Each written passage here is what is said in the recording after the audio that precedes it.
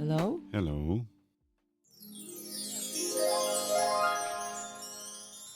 Hello. A little everyday magic. Yes. Yes. Wow. What a ride. I want to start talking about the amazing group of students that we have in the teacher training.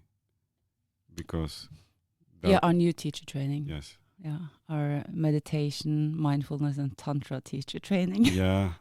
Just the name makes me blush when I sit here. So intense to discover people so hungry for knowing more about themselves. And do you see like a recurring theme here? Something that the students... I think the recurring theme is most definitely relationships. And what is fascinating is it's relationships in so many constellations. Yeah. And I think back in the days, it was more, oh, he or she had an affair or something, or they wanted out from a bad relationship. Yeah. But now it turns into all these kind of different variations. Like, I want to stay in my relationship, but I had this amazing spiritual connection with someone else. What should I do? Or I have problems in my marriage and we are thinking about being separate or live apart for a while, but at the same time we want to be together and we love each other. So I feel like the lines between what is like a normal relationship is blurred, and it just creates all these different options. And I think it's a good thing, but I also think people need to be more self-aware on how to tackle these things, because it's not black and white. I think the pattern that people had for relationships is not useful anymore, right? Yeah, it's like before it was, okay, you're not happy in your relationship, I can help you find a new place. You know, if we were talking with my friends. Yeah. Now it's like, okay, you want to stay in the relationship, but you have feelings for someone else. This is more and it's very tantric. Yeah, that means that people are questioning monogamy, or is it something else? This is something I've been thinking a lot about, not only after we started the teacher training, but I feel like, you know me, I'm obsessed with how we can have deep connections in the relationships with more than just one person. So I don't think it's about monogamy. I think we are, in a way, grounding ourselves in a monogamous relationship. I talk a lot with Alex about this, because we kind of we don't have a frame in our relationship. And we had this aha moment together where we were thinking, do people want more relationships? And I certainly thought, no, what people want is connection. They want a deeper spiritual connection with someone. And we don't even have to use the word spiritual. We can use just the word connection. And when we think about deep connection with someone, it's automatically framed into a relationship. If we remove the word relationship, we are sitting here with the word connection. Okay.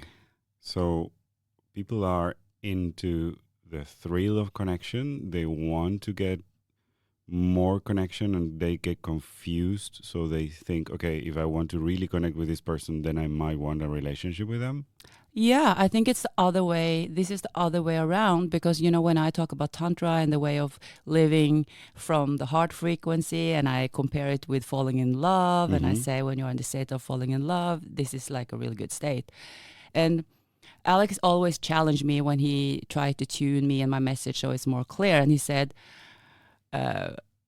the only thing you miss is how to get your message really out there. And I said, okay. And he said this very interesting thing about when I use the word sexual energy, because I use it so freely. And he said, you know what? I'm a man. When you say sexual energy, I just think about the area in between my legs. Yeah, but he was even more specific. He said, I immediately think about the area on the tip of my penis. And I was like, okay, because I don't have a penis, so I don't know. So he said, but of course, when you explain it, I understand. But for many, I think the word sexual energy is misleading. When we talked about relationship and connection, we took it backwards, going from the like energy and going from that state, and then we took it backwards. I said, what if I try to explain it this way? You want connection, but you think it's based around a relationship. When you are longing for a connection and you find this, you get this deep connection with someone, you automatically think it has to be a relationship. But isn't that this weird education that we got, that you have to have a partner that is everything in your life? Yes, and I also think it's not even just the partner, but it's the structure in the society today where everything is locked in a way. You have a relationship with your mother-in-law. Yeah. It can be a good or bad one. Yeah. Yeah, it's a good one. In my case, it's a good one. In your case, it's a good one, but it's still, you have still done the polarization, if you're going to talk about that. Yeah, that's true. Yeah. I'm going to continue this a little bit. Yes, please do so. You have a relationship with your husband. Yes. In this case, it's also a good one and something you want, because you wanted a relationship and you wanted a marriage. Yes. So marriage is another label on your relationship. And we discussed too, like, I don't even call my partner boyfriend. After we got kids, it was harder to say that we were just us, because we had to use some kind of relationship name on our relationship. Yeah. If we are taking relationship, the word, out of the equation, we will be back with connection. It means I have this awesome connection with this person. Yes. Now we decided to live together because the connection just brought us there. Let's say you have an awesome connection with your mother-in-law. Yeah. That connection makes you want to hang out with her, or you like to talk to her, or you like to hang out with her. But the connection in itself is the guideline for what will happen in the connection. The moment you define it, doesn't matter if you say marriage, or you are just living together, or just a boyfriend-girlfriend. It's kind of like the whole society has a set frame of how that is. So it's already staked out for you. Yeah. You have a relationship with your friend. It can be, oh, she's my best friend, or it's just a co-work friend. An acquaintance. And it's like, oh, it's even worse, and it's already a name on the type of relationship you have. Yeah. Again, if you change out the word relationship, we will say, I have this amazing connection. It's meet Lisa. Yes. We just have this amazing connection. With her, I can just go on travel. We can spend weeks together. I have girlfriends that call me and say, I was on this trip or weekend trip, or no, not weekend maybe, but a week trip with my best friend. And I never knew that she was this and this and that. So it's almost like she's not in the category of best friend anymore because something happened on this trip. So yeah, let's start from this point of view maybe. What I'm thinking is, yes, it's true. People want more connections, plural, and deeper connections. But when they start to get them, some people get really confused, because it's like, okay, should I want to have sex with you because I have this wonderful sense of intimacy and you know things about me and I feel accepted, so I want all? Because I think that is the issue. Some people start to find, when we talk about the tantric path and opening our heart and being in love and staying there, people are like, okay, full on. And sometimes it doesn't need to work that way. It's good to have, I don't know, when we were kids, I don't know if it happened to you that you had a lot of friends, people that you really, really... If it happened to me, that I had a lot of friends, I didn't have that many friends. But I was a loner. You were a loner, but you had intense connections with people. I had not intense, but I had good connections. Yeah. But I think when we were kids, it wasn't defined by what kind of relationship it was. Exactly. This is the difference. So when you grow up and you go to a workshop and you have this spiritual connection with someone and you think, oh, now I have to go into a relationship with this person. Yeah. That is the next step. Yeah, and this is what I try to just open people's mind and say, if you meet someone, you have this amazing connection. And if you are in a relationship, just acknowledge that you had this amazing connection. It's two scenarios. You get this connection with someone. You go home to your wife or your husband or your Lover, partner, whatever. Yeah. and you say, I have this amazing spiritual connection, or I have this amazing connection with someone. I really want to explore this. I want out of this relationship. We are still talking about relationships. We're not talking about connection. Let's say we put the relationship out and we say, I have this amazing connection with someone. You know that you and I have also an amazing connection. Yeah. This connection is a little bit different. Do you think it's okay for you that I can explore this and at the same time our connection will be intact? Mm-hmm. And I don't know what the new connection will bring, but I just know that it brings me a lot of joy and energy, and I get happy, and I still get the same things from you. Yeah, I see you happier, and when we connect with each other, we share the things that we do or explore with other people. Yeah, that enriches also. And you open for, and this is also the trick though, when you are in a relationship where you have everything, all the possibilities open, you immediately think about the worst thing that can happen. Yeah. And for a man, it would be if your girlfriend has sex with someone else, I think. Yes. But if you just focus on the connection you have, what does this connection brings to the table? It's not really sex that's first on people's mind, I think, if we are really honest. It's the satisfaction of being seen or heard or having that connection. Yes. I almost feel like the sex thing comes in when you think, okay, should I date this person now, or should I leave my marriage? Because most of the time it's just the sex part that is the issue. I think you nailed it there, because usually people are, okay, I have this amazing intimacy, and on top of this, I'm going to have sex with this person. So this leads to a certain kind of commitment. Yes. And now commitment is just even steady. Worse, you know, especially for me who hates commitment. I think that is the tricky part. When I was a kid, I had 3 or 4 very special friends. Mm-hmm. And those friends were people that I wanted to spend time with. And when I grew up, I realized that if you wanted to spend time a lot with one person, you needed to date that person. You understood that from what age? I think I understood that when I became sexually active, which was around maybe 16 or 17. Okay, so you were not a child. I was a teenager. Yeah, but a teenager. It was like, okay, I have a lot of fun being with a friend. Mm-hmm. It was a girlfriend. Mm-hmm. And at one point, everyone thought that we were an item. Yeah, and it's just... And that was like, oh, I need to have sex with this person. Or is that the next step? Yeah, that is the next step. Yeah.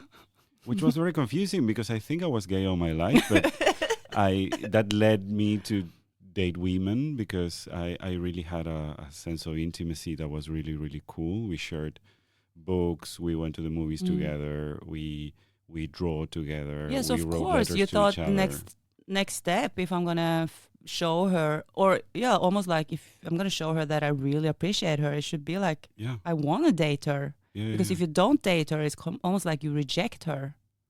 Yeah, I think I had once a tutor when I studied transpersonal therapy, that he said, you know what? Not every relationship needs to lead to live together with someone. Mm.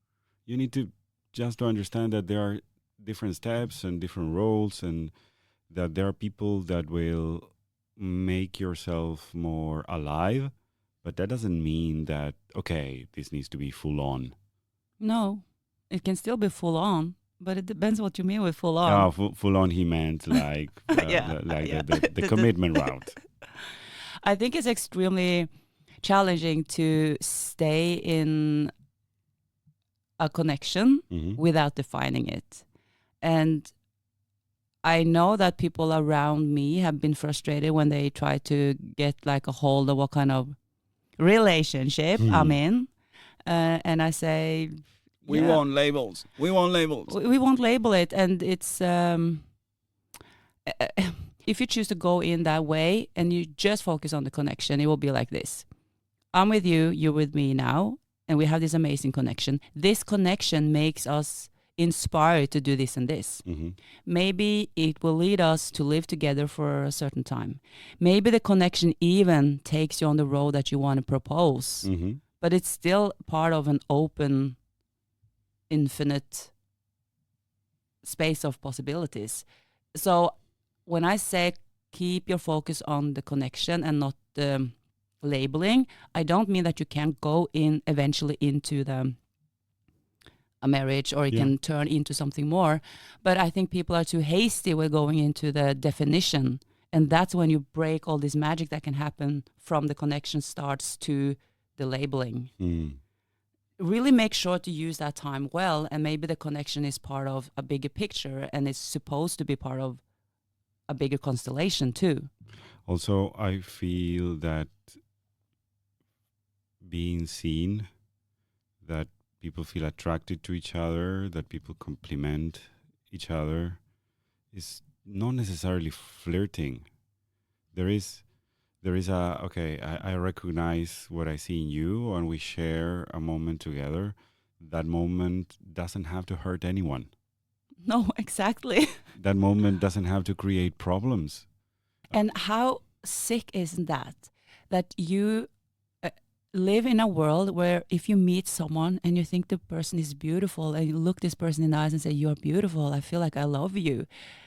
And you can't say or express that to someone else because you are in a relationship with someone else. And it's, yeah, I don't think it was the way, if we use the word God, I don't think it's the way God wanted us to live. No, we need to love each other more, I think. Yeah, we need to express it more. I think it's good for us to express it more. I think it's good for us to receive it more. I think it's good for us to have more. If you want to use relationships, like deeper relationships, and when I hear podcasts, and now that I started to listen to other people's podcasts, people talk about Corona and COVID and what happened, and I'm almost like, oh yeah, of course it was COVID, and I don't try to be ignorant, but I think because I have surrounded myself with a lot of deep connections, they are still there when the lockdown happened. So it wasn't just me and one person in a house.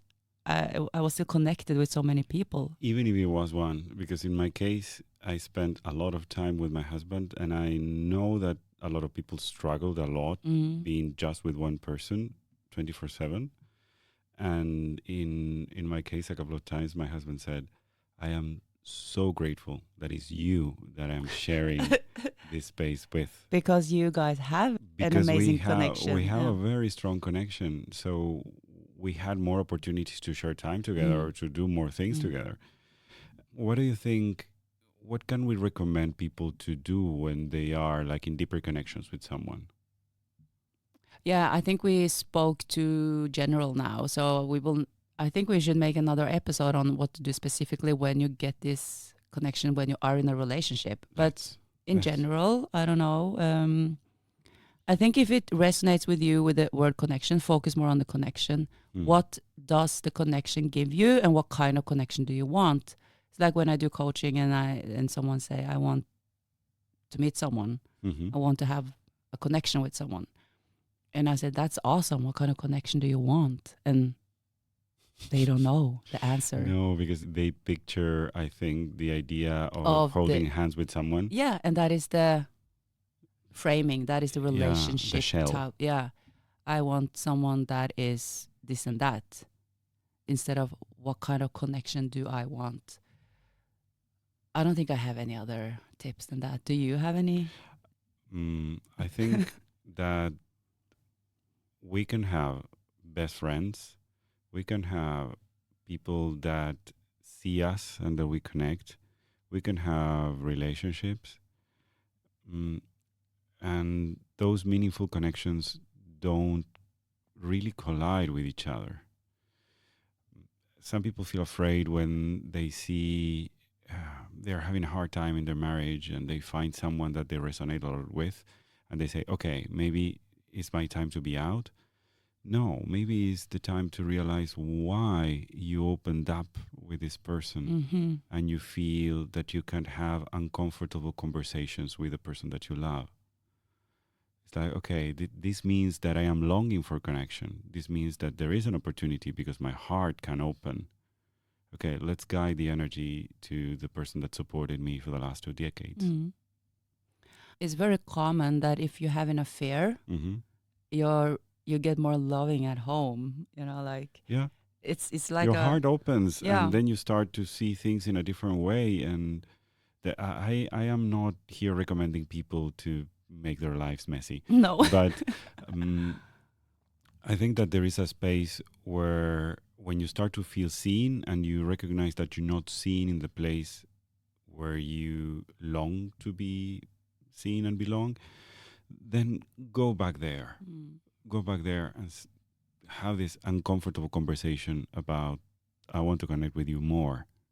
Because I think that the whole thing is there when you can realize that you can have a very good friend, you can have a very good relationship at home, you can have great coworkers where you binge shows together, or you share meaningful things, and your life starts to become held by this network instead of putting all the eggs on the same basket. I think that romantic idea of the loving partner having to be 24/7, everything, is very codependent in the end. I think it works for some, and that is also a choice. But most of the people we work with like to have connections with more than one person. And I think it's never one answer fits all here. No, never. And the connection you have with your current partner is also in constant development. So if you are with someone that are willing to go along on the ride, I think it's much easier. But I still feel like the whole thing about defining relationships when you have connections with people is the first step of ruining everything. You know, like, can I spend time with this person, or can I do this, or can I give this hug more than 5 seconds, or will this other person think that I want something else? This is what ruins a lot of great connections and a lot of great opportunities for people. I completely agree. Yeah, thank you. Thank you so much. Thank you so much. Let's continue. Let's continue.